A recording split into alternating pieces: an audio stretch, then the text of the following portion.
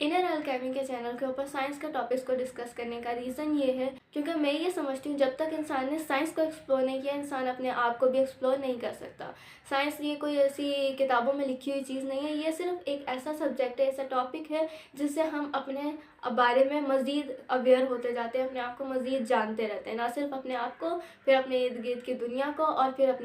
अपनी पूरी यूनिवर्स को जान लेते हैं। और इंसान तब तक फुली सेल्फ अवेयर नहीं होता जब तक अपनी दुनिया और अपनी कायनात के बारे में भी अवेयर ना हो जाए।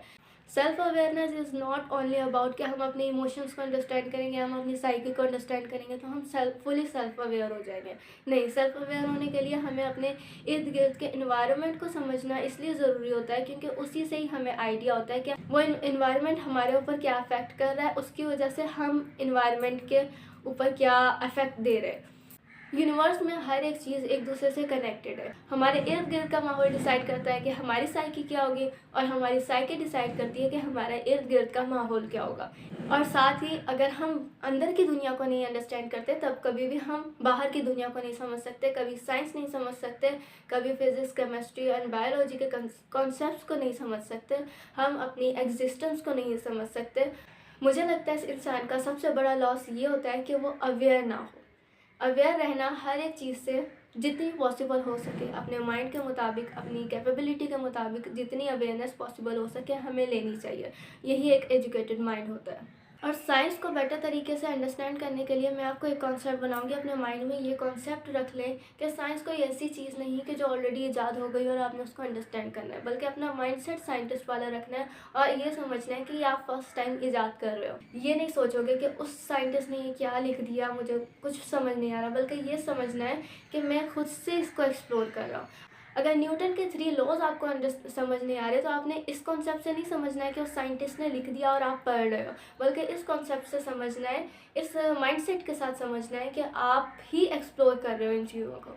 और सबसे इम्पॉर्टेंट चीज़ कि आप एक्सप्लोर करें दुनिया के अलग अलग शोबों में काम करने वाले अलग अलग पर्सनैलिटी के लोगों को, सिर्फ वो नहीं जो अभी दुनिया में मौजूद है, बल्कि बायोग्राफीज पढ़ें, डॉक्यूमेंट्रीज देखें उन लोगों की जो गुजर चुके, क्योंकि उनके अंदर से आपको मालूम होगा कि अगर उनके अंदर ये क्वालिटी थी या ये आदत थी तो आपकी अगर उससे मैच हो जाती है तो आपको एक वे मिल जाता है कि शायद मेरा भी रास्ता वही हो जिस रास्ते पर वो चला है। अगर आप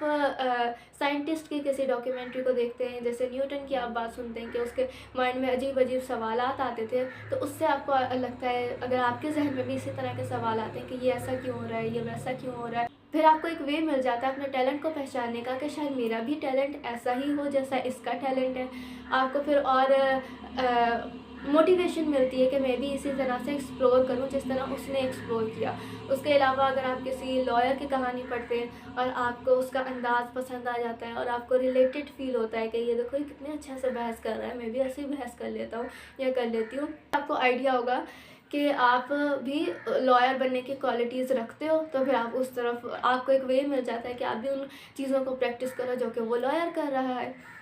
ऐसी बायोग्राफीज़ एंड डॉक्यूमेंट्रीज़ देखिए जिनके अंदर उनके बचपन से लेकर बड़े होने तक, जवानी तक और आखिरी वक्त तक की स्टोरी दी गई हो, ताकि आपको उससे भी आइडिया हो जाता है कि बचपन में आपका माइंडसेट क्या था। फॉर एग्जांपल अगर मैं आपको अपनी सेल्फ अवेयरनेस की जर्नी का एक पार्ट बताऊं तो मैंने एवा सीना, इब्न सीना, एक साइंटिस्ट गुजरे, उनकी लाइफ स्टोरी पर एक डॉक्यूमेंट्री फिल्म देखी थी जिनके अंदर उनका बचपन जिक्र किया गया था। उसमें सारा बचपन का दौर था कि वो कैसे बचपन में सोचता था, कैसे टीनेज में सोचता था और फिर क्या जवानी में उसने काम किए। तो उसको देखकर मुझे इतना रिलेटेबल फील हुआ, बिल्कुल मुझे मालूम हुआ कि मैं भी तो इसी तरह की नेचर की हूँ, बचपन में भी मेरे इसी तरह सवालात हुआ करते थे और अब भी मैं इसी तरह ही एक्सप्लोर करना चाहती हूँ किताबों में से वर्ड को, लेकिन कर नहीं पाती हूँ। वो एक अलग बात है कि हम कैपेबिलिटी नहीं रखते ना, कोई मुश्किल किताब देखते हैं उसके अंदर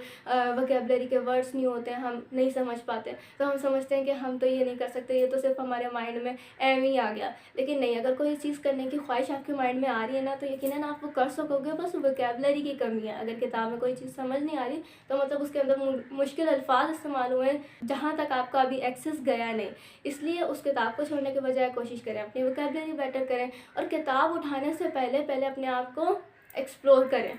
मैं ये कहूँगी कि पहले अपने आप को समझ लें, उसके बाद किताब उठाएँ। पहले अपने माइंड में सवालात बना लें, उसके बाद आंसर्स के लिए किताब उठाएँ। या फिर कोशिश करें अपने आप से भी आंसर्स लें, जब ना मिलें तो किताब उठाएँ। फ़ौरन से किताब नहीं उठानी, क्योंकि उसकी चीज़ें कभी भी समझ नहीं आएँगी जब तक कि हमारे माइंड में कोई क्वेश्चन ही ना हो तो। इसलिए मैंने उस डॉक्यूमेंट्री से समझ लिया कि मेरा वे कौन-सा है। फिर मैंने अपने आप को एज़ अ साइंटिस्ट समझना शुरू किया, और साइंस के फिर कॉन्सेप्ट्स को पढ़ा ना, तो हर एक कॉन्सेप्ट मुझे समझ में आने लग गया, बहुत आसान तरीके से, बहुत डिफरेंट अंदाज में। इसीलिए मैं आपको भी ये कहूँगी कि यही मेथड ट्राई करें।